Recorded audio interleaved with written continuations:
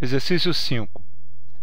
Os dois condutores da figura têm o mesmo comprimento e são feitos... Aqui, na verdade, tem um pequeno erro de digitação, mas são feitos...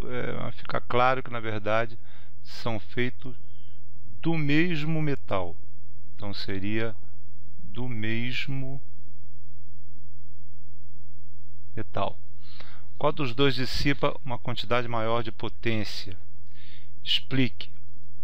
Bom, a gente vê dois condutores do mesmo metal com o mesmo comprimento, né? Esse comprimento aqui do primeiro é igual a esse, só que um tem área maior do que o outro. Então, se um tem área maior que o outro, significa que um vai ter resistência diferente do outro. No caso, se a gente chamar o segmento 1 e 2 dessa forma, a gente sabe que a resistência de cada um dos segmentos é a resistividade vezes o comprimento dividido pela área. Quanto menor a área, maior a resistência. Quanto maior a área, menor a resistência. Se os dois têm o mesmo comprimento, são feitos do mesmo metal, então tem a mesma resistividade. Quem tiver menor área vai ter maior resistência. Então, de cara, a gente sabe que R1 é maior que R2. Certo?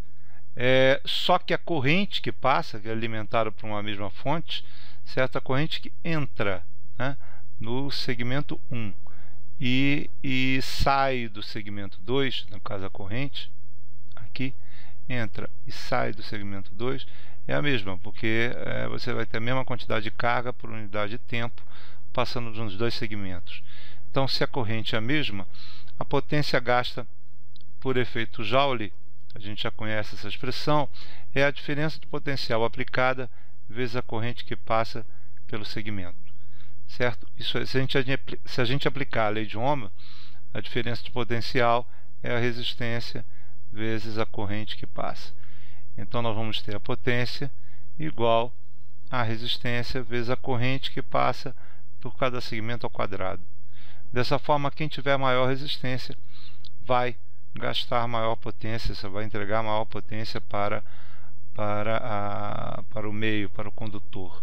Então, dessa forma, a potência gasta por efeito Joule no segmento 1 é maior do que a potência gasta por efeito Joule no segmento 2.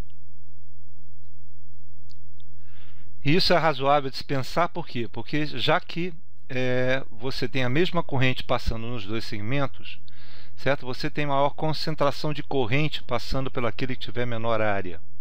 Maior concentração de corrente significa maior velocidade.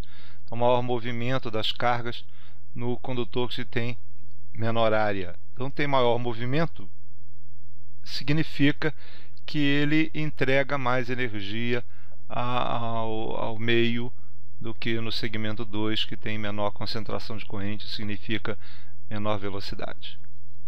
É isso.